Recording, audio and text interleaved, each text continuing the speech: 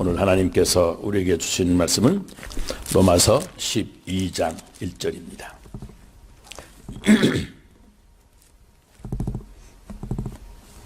제가 가진 성경으로는 신약성경 256페이지에 있는 말씀입니다.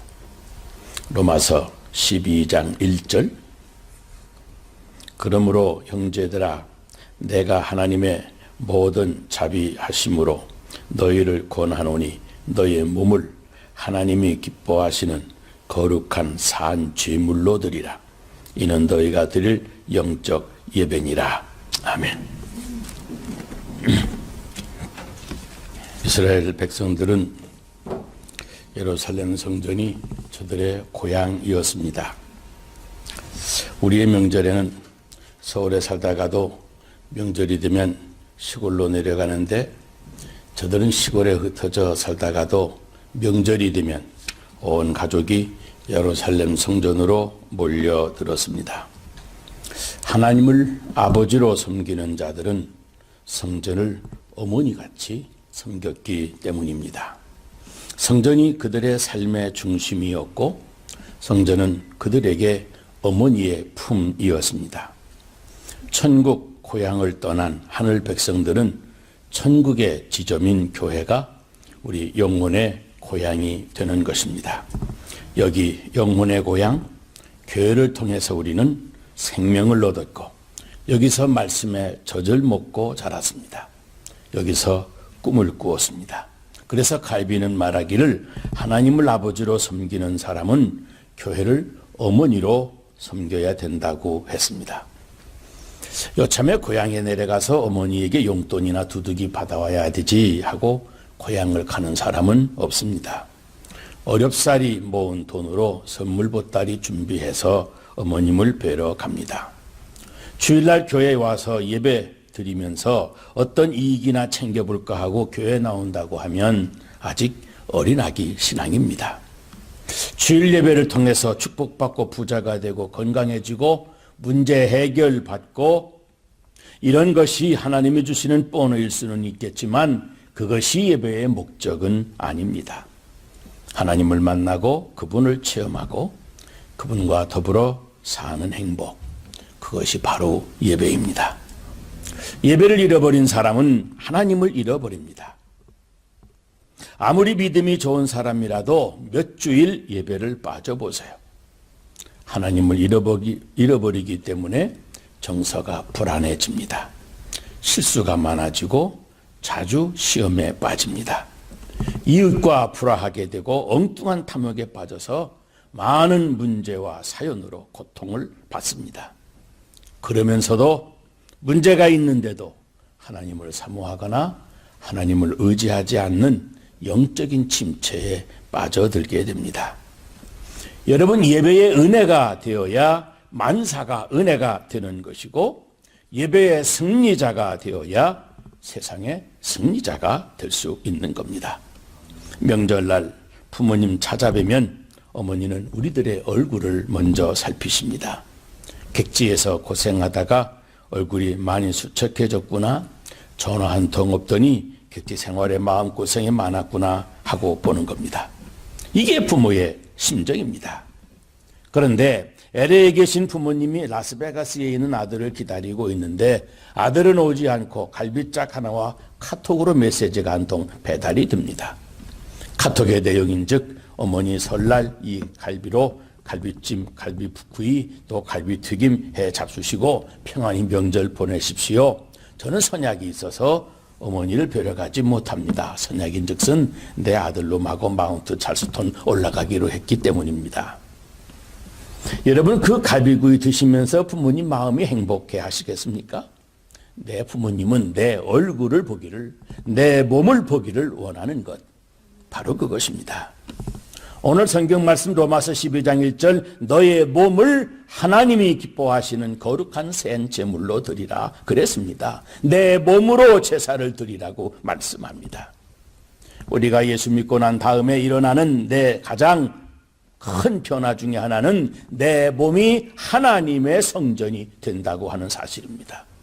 내 몸이 성령이 거하시는 성령 하나님의 성전이 된 것을 너희가 깨닫지 못하느냐 그랬습니다.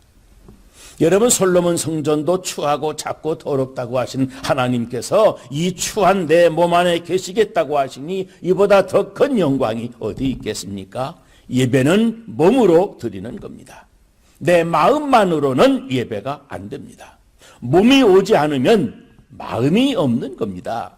사실 마음으로 알아야 선교사가 10번도 더 되신 분들이 있을 겁니다. 교회 봉사, 성가대 봉사 10번도 더 하신 분들이 있을 겁니다. 마음으로 알아야 무엇든지 다 할 수가 있습니다. 그런데 몸으로 해야만 됩니다. 여보, 내가 오늘은 바빠서 못 가겠어. 당신 혼자 가서 내 대신 예배 잘 드리고 오소. 그럴 수는 없다는 말입니다. 내 대신 무엇을 하나님께 내민다고 하는 말이겠어요. 하나님은 우리의 얼굴과 몸을 원하시는 겁니다. 너의 몸을 산 제사로 드리라. 살아있는 예물이 되라고 하는 말씀입니다. 제물은 온전해야 됩니다. 흠이 없어야 됩니다. 깨끗해야 됩니다. 내가 가진 것 중 최상의 것이어야 합니다. 여러분, 건강할 때 방탕하다가 병든 몸 가지고 주님에 나오셨습니까? 잘 오셨습니다. 그러나 참 아쉽고 슬픈 일입니다. 건강할 때 왔어야 됩니다. 세상에서 잘 나갈 때 세상에서 방황하다가 실패한 다음에 오셨습니까? 잘하셨습니다. 그러나 후회스러운 일입니다. 그러나 방황하지 아니하고 미리 왔어야만 됐습니다. 젊어서 내 맘대로 살다가 다 늙은 다음 세상 다 겪고 난 다음 뒤늦게 오셨습니까? 물론 잘한 일입니다. 그러나 좀 더 빨리 오셨으면 얼마나 좋았겠습니까? 그러나 늦지 않았습니다. 이제부터라도 최고의 제사를 드리며 살아가면 그나마 다행입니다. 우리 몸이 제물이 되어야 됩니다. 주님 앞에서 내가 죽어지고 순종되어지는 제물 말입니다. 우리의 입술이 제물이 되는 겁니다. 그게 하나님의 뜻입니다. 예배 시간이면 힘껏 입을 벌려 찬송하고 열심히 기도하고 부지런히 복음 전하는 입술이 제물이 되어야 됩니다. 내 손이 또한 제물이 되어야 됩니다. 연약한 사람 붙잡아주고 넘어진 사람 일으켜 세우고 낯선 사람 잘 안내하고 휴지 줍고 쓰레기 봉지 버리고 봉사하는 손, 그런 제물이 되라는 겁니다. 내 발이 또한 제물이 되어야 됩니다. 복음 전하는 발, 제물이 되라는 겁니다. 내 귀도 제물이 되어야 됩니다. 들어야 믿음이 생깁니다. 말씀 들어야 죽었던 심령이 살아나고, 말씀 들어야 잃었던 능력을 회복합니다. 말씀 들어야 버렸던 사명을 되찾게 되는 겁니다. 내 귀가 말씀을 잘 듣는 하나님의 말씀 앞에 바쳐진 제물이 되어야 됩니다. 주님 앞에 내 몸이 직접 가까이 나와서 주님의 얼굴을 뵙는 것, 그것이 예배의 시작이고 예배의 완성입니다. 여러분, 뿌리가 병들면 나무가 죽고 뿌리가 튼튼하면 나무가 튼튼하게 자라듯이 우리가 하나님께 드린 예배에 가슴이 뜨거워져야 내 살아가는 삶이 뜨거워집니다. 예배에 기쁨이 있어야 하루하루 사는 것이 기쁨이 되고, 하나님 앞에 드리는 예배의 성공자라야 내 인생의 성공자가 되는 겁니다. 그런데 오랜 신앙생활을 하다 보면 자칫 매너리즘, 이 타성에 빠지게 되고, 타성은 우리의 영을 무디게 만들고 맙니다. 무뎌진 우리의 영은 녹슨 칼과 같아서 사탄의 시험과 유혹을 이길 수가 없습니다. 결국은 예배에 참석해도 은혜가 안 되고 교회 생활의 재미를 잃어버립니다. 그래서 믿는다 하면서도 그 삶은 답답하고 걸걸해지고, 목사님에 대한 존경도 교회에 대한 사랑도 다 식어지고 교인들도 미워지기 시작합니다. 아담과 하와가 범죄한 이후에 구약의 역사는 제사의 역사로 진행이 됩니다. 구약의 모든 제사는 오늘 우리가 드리는 예배의 그림자가 됩니다. 이 제사의 교과서라고 하는 레위기에 보면 하나님께 나아가는 목적과 절차를 설명해 줍니다. 하나님께 나가는 첫째 목적은 죄사함의 제사, 속죄 제사를 드리기 위해서입니다. 죄를 지은 사람이 양을 몰고 이제 제단으로 나아가면 제사장이 그 죄인과 함께 양 머리에 두 손을 얹어 그 죄를 양에게 옮기는 의식을 행하는데, 안식일 범한 것부터 시작해서 그동안 방황했던 모든 죄를 그 양에게 옮기고 그리고 양을 죽입니다. 양은 마침내 맴에 소리를 지르면서 사지를 벌벌 떨면서 피를 쏟고 죽습니다. 제사장과 그 죄인은 제단에서 양의 죽음을 보는 겁니다. 왜요? 죄값은 사망이기 때문입니다. 죄의 대가로 한 생명이 죽는 죽음을 맛보는 겁니다. 피 흘림이 없이는 죄삼이 없다고 하는 말씀과 같이 자기의 죄의 대가인 죽음을 간접적으로 경험하는데, 이제 그 양의 겁질이나 오물이 지옥을 의미하는 게hen나에서 불을 질러 다 태우면서 더럽고 추한 내 죄가 불타는 것을 보는 겁니다. 이것이 속죄제사의 순서입니다. 그런데 제사를 드릴 때 하나님이 예물을 요구하십니다. 만물의 창조주이신 하나님이 무엇이 부족해서 나에게 예물을 요구하시겠습니까? 그렇지만 여러분, 이것은 한 나라의 대통령이 나에게 커피 한 잔 사라고 요구하는 것 같은 겁니다.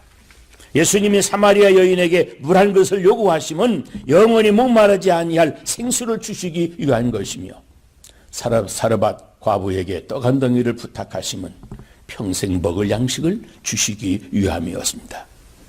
오늘 우리 예배에 나온 우리에게 하나님이 찾으시는 예물이 무엇입니까? 레위기에서 흠없는 수컷을 원하십니다 했는데, 흠없는 수컷이 무엇입니까? 베드로전서 1장 9절에 19절에 오늘 오직 흠도 없고 점도 없는 제물은 어린 양 예수 그리스도의 보배로운 피라고 구체적으로 설명했습니다. 죄를 씻어주시기 위해서 요구하신 제물, 바로 예수 그리스도의 피, 그것밖에 없습니다. 누구든지 십자가의 보혈을 믿지 않고는 하나님께 나아갈 수가 없다는 말입니다. 여러분, 우리가 예수를 믿는다고 하는 것은 내 죄를 위해서 흘리신 예수님의 보배로운 그 피를 믿는 겁니다. 그리고 이 십자가의 보혈을 믿고 성전에 나오는 것이 바로 예배의 시작입니다. 여러분, 우리가 하나님 앞에 나와서 예배를 드리는 것, 바로 내 죄의 용서를 약속하신 하나님께 속죄 제사를 드리는 겁니다. 하나님께서 가장 미워하시는 것이 죄요, 가장 기뻐하시는 것은 자기 죄를 깨닫고 회개하는 것입니다. 그러므로 우리 예배는 하나님의 눈으로 나의 죄를 발견하고 하나님의 은총으로 그 죄를 씻어내는 것이 바로 목적입니다. 보세요. 강단에서 선포되는 말씀은 내 속에 숨어있는 죄를 찾아내 보여주는 엑스레이가 되는 겁니다.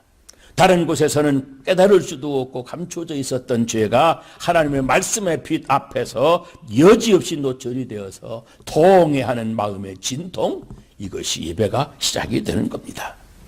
여러분, 교회가 무엇입니까? 시설이 부족해도, 경제력이 없어도, 잘나고 똑똑한 사람 없어도 좋습니다. 상처받고 찢겨진 영혼들, 죄짓고 실패한 영혼들이 주님의 십자가의 피로 새롭게 돼서 죄악 벗은 우리 영혼은 기뻐 뛰며 주를 보겠네, 죄사함 받은 기쁨으로 속죄의 감격으로 충만한 교회가 바로 좋은 교회입니다. 믿으시기를 바랍니다. 이스라엘 백성이 성전을 찾는 두 번째 이유는 번제를 드리기 위함이었습니다. 이 번제는 속죄 제사와 비슷한데 다른 점은 바로 양의 사지를 각으로 뜬다고 하는 겁니다. 앞다리, 뒷다리, 머리, 가슴통, 배, 꼬리 샅샅이 조각조각 다 찢어서 제단 위에 놓고, 그리고 기름과 함께 불로 태워서 드리는 제사라고 해서 불태우는 제사, 화제라고도 합니다. 오늘 우리는 내가 흘릴 피를 예수님께서 대신 찢겨 흘려주셨습니다. 이 사실에 감격하면서 하나님께 죄 용서받은 번제다운 예배를 드리는 겁니다. 여기서 우리가 알아야 될 것, 속죄제가 번제보다 먼저라는 사실입니다. 이것이 성경이 말하는 제사의 순서입니다. 우리는 이 고백을 읽으면서 맞아, 바울은 죄인의 괴수야. 그런 어질고 성령이 충만한 스데반을 돌로 쳐 죽였으니까 스스로 죄인의 괴수라고 고백했겠지. 그러시는 분이 있을지 모르지만 여러분, 그렇지 않습니다. 바울은 남들이 받지 못한 거룩한 은혜를 받았습니다.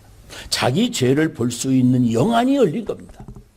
다른 사람의 죄나 허물이 아니라 자기 죄를 볼 수 있는 영안이 열린 것입니다. 은혜가 깊어질수록, 신앙이 높아질수록, 축복을 받으면 받을수록 자기 안에 있는 죄인 중에 괴수를 더 깊이 확실하게 발견하게 되는 겁니다. 6일 동안 땀 흘려 열심히 일을 하고 이제 주일날 다른 사람들이 늦게까지 편히 잠자고 쉬는 주일날인데 이른 새벽부터 밤이 늦도록 몸 바쳐 충성하는 것, 그것이 바로 번제 제사입니다. 제사함 받은 은혜에 감사해서 내 시간을 바치고 내 물질을 바치고 내가 배운 작은 지식이지만 이것을 바쳐 어린아이들을 가르치는 데 바치고 주님이 원하시는 대로 무엇이라도 바쳐서 봉사 충성하는 것, 이것이 바로 번제의 제사입니다. 이 구약의 대표적인 번제는 바로 이삭을 바친 아브라함의 번제입니다. 100세에 얻은 그 아들을 번제의 제사로 바치라고 하는데도 아브라함은 하나님이 주시고 하나님이 바치라 하시니 바쳐야지 하고는 그 아들을 바치게 됩니다. 하나님이 잔인하게 그 아들을 죽였습니까? 아브라함아, 아브라함아, 내 아들 이삭에게 칼을 대지 마라. 그 아들 이삭을 내가 이미 받았다. 내 아들이 아니라 내 것임을 가르치려고 바치라 한 것이다. 내가 그 아들을 바쳤으므로 다시 이삭을 너에게 주노라. 이제야 내가 나를 진심으로 사랑하는 줄을 알았노라. 더불어 내 자손을 하늘의 뭇별과 같이 바다의 모래알과 같이 창대케 하리라 하셨습니다. 그러니까 예배는 나 자신을 포함한 내 전 소유가 하나님께 속했다고 하는 사실을 실제적으로 증명해드리는 자기 표시이기도 합니다.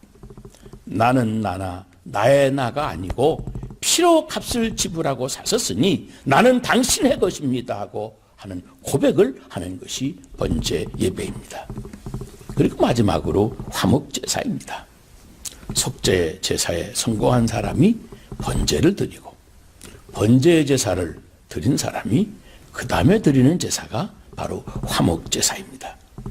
먼저 양의 피로 속죄 제사를 드리고 그 내장과 기름을 제단 앞에서 불을 붙이면 하나님 앞에 향기가 돼서 성도들의 기도를 싣고 올라갑니다. 그리고 나서 그 제물을 나누어 먹습니다. 먼저 양의 오른쪽 다리는 제사장이 먹고 가슴 부분은 레위 지파가 먹고 남은 왼쪽 다리 또 목에 많은 부분은 제사드린 본인이 받아 먹습니다. 이것이 화목제사의 특징인데 이걸 혼자 먹는 것이 아니라 이렇게 이웃과 나누어 먹는다는 사실입니다. 여러분, 예배를 드린 사람은 이웃에게 받은 은혜를 나누어야 합니다. 하나님께는 영광과 기쁨을 돌리게 되고 내 가족, 내 친구, 내 이웃 등 나와 관계되는 모든 사람에게 내가 받은 은혜를 끼치는 것이 바로 화목제사의 정신입니다. 우리가 받은 은혜가 내 가족과 남에게도 은혜가 되고 내 기쁨이 될 때 다른 사람에게도 기쁨이 되고 내 삶이 풍성해질 때 내 이웃도 함께 풍성해지는 것, 이것이 바로 예배의 정신입니다. 그리고 제사는 곡식으로 드리는 제사가 또 하나 있는데 바로 소제, 곡식 제사입니다. 이른 봄부터 새벽부터 저녁까지 씨를 뿌리면 싹이 나고 곡식이 자라는데 이제 곡식이 다 익으면 자르고 방앗간에 가서 껍질을 벗깁니다.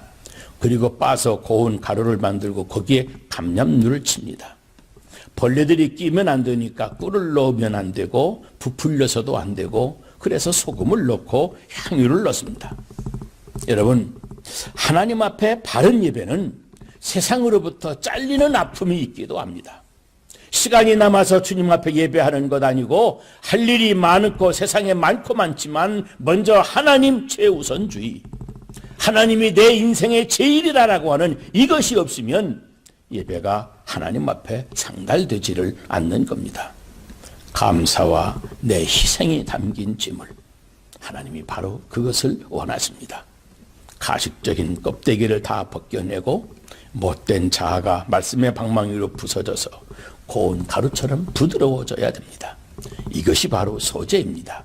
이게 제사신앙이고 이게 예배자의 정신입니다. 여러분, 말하자면 예배는 단단히 준비된 마음과 준비된 몸으로 드리는 것입니다. 토요일부터 마음가짐을 단정히 하고 예물을 준비하고 주일 예배를 준비하는 것입니다. 여러분, 부득이하게 주일 예배 시간에 가끔 늦을 수는 있습니다. 그러나 습관적으로 지각하면 그 사람의 신앙이 기형적으로 자라게 됩니다. 제물에 흠이 없어야 되듯이 내가 드리는 예배 시간에 흠을 내면 안 됩니다. 여러분, 대통령을 만난다면 지각을 해가지고 대통령을 기다리게 할 수가 있겠습니까? 여러분, 하나님 앞에 예배 드리는 것도 마찬가지입니다. 온 우주의 왕의 왕 되신 우리 하나님께, 이 하나님께 예배 드리는 것이 대통령을 만나는 것만 못하다는 말입니까? 옛날 일 많은 농경사회에서 주일 예배를 주일낮 11시에 예배를 드렸습니다. 그러니까 가장 일하기 좋은 시간을 하나님께 바친 것입니다. 그리고 저녁에는 주일 저녁 7시에 저들이 모여서 예배를 드렸습니다. 하루 종일 일하고도 온 가족의 저녁 식사를 마치고 쉬는 시간인데 그때 예배를 드렸습니다.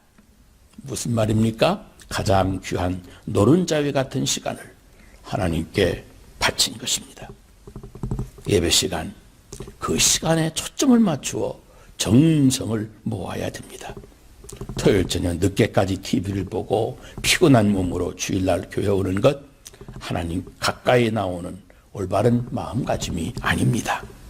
권투 선수가 최상의 컨디션을 만들어서 링 위에 올라가듯이 토요일은 자기의 영적인 상태와 몸의 컨디션을 최상의 상태로 준비해야만 되는 날입니다. 그래야 주일 예배가 거룩한 예배가 되는 것입니다. 그리고 찬송가의 가사는 예배드리는 사람의 신앙 고백이고 그의 기도이기도 합니다. 그대로 될 줄로 믿고 우리 가슴으로부터 힘차게 불러야 됩니다. 여러분, 교회는 예배하는 공동체입니다. 그러므로 예배가 타락하면 그 교회도 여지없이 무너지고 맙니다. 뿌리가 썩으면 나무가 죽는 것과 마찬가지 이치입니다. 그러므로 예배가 없는 성도의 삶은 뿌리가 없는 삶과 같습니다.